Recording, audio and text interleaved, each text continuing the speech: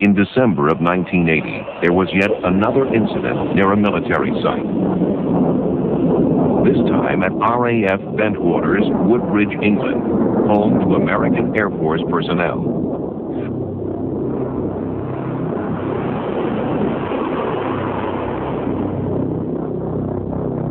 An internal U.S. Air Force memo confirms the incident. Charles Halt wrote it from first-hand experience. In 1980, I was assigned to RAF Bentwaters Woodbridge. It was a combination twin base complex. I was assigned as the deputy base commander. On the evening of the 29th of December, we were having the Combat Support Group Christmas party. We just finished dinner when the police lieutenant on duty came in just white as a sheet and said, "I've got to talk to you and the base commander right now." And he said, "It's back." We looked at each other and looked at him and said, "What's back?" He said, "You know, the UFO, it's back." 3 days beforehand, there was a sighting witnessed by many security police.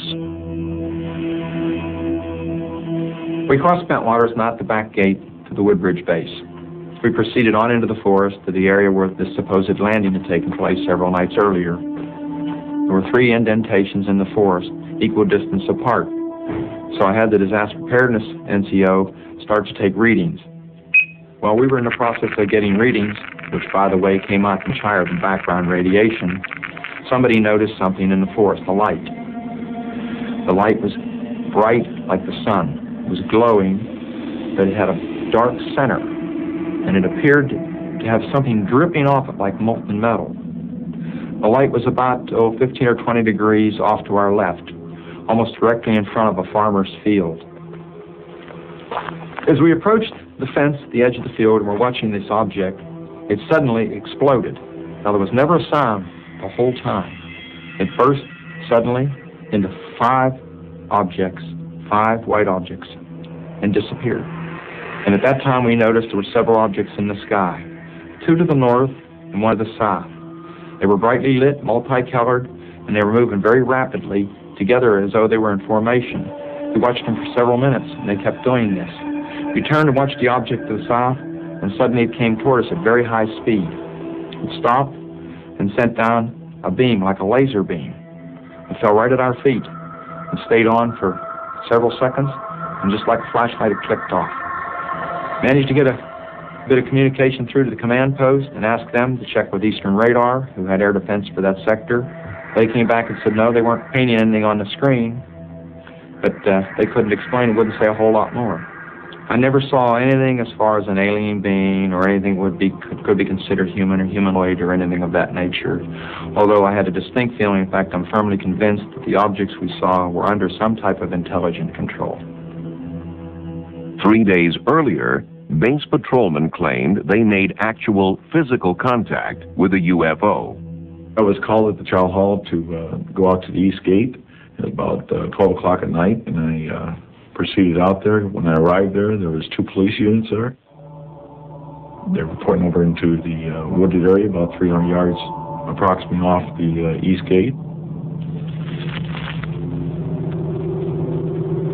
We seen a glowing white light with some yellow and some blue in it. It was the closer we got, the more intense the bright white light emulated out of it. We got to the edge of the forest, and it was bright enough to make you squint. We were approximately about 60, 70 yards away from the craft.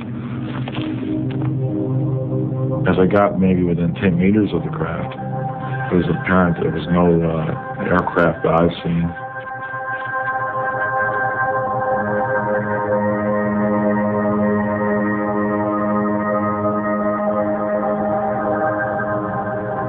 It was triangular in shape, like a pyramid, about 9 feet by 9 feet by 9 feet, approximately about 6, 7 feet tall. The fabric of the craft was a very smooth, black glass-type fabric. Underneath the craft, there was what appeared to be some type of landing struts or landing gear, and they left a triangle impression in the ground. The colors that were still moderately covering the edges of it were red, blue, and yellow. As I proceeded up to the craft and got beside of it, I noticed writing of some sort or description of some sort on the side of the craft. Undecipherable. I didn't know what it was. The craft itself was warm. I observed the craft probably for about 15 minutes, 20 minutes on the ground, checking it out, encircling it. Then about 15 minutes later, the craft started moving back towards the trees and the woods, back through the woods, and it probably went back probably about 200 feet. We never really got really close to it again. The craft raised up through the trees, and in a blink of an eye, it was gone.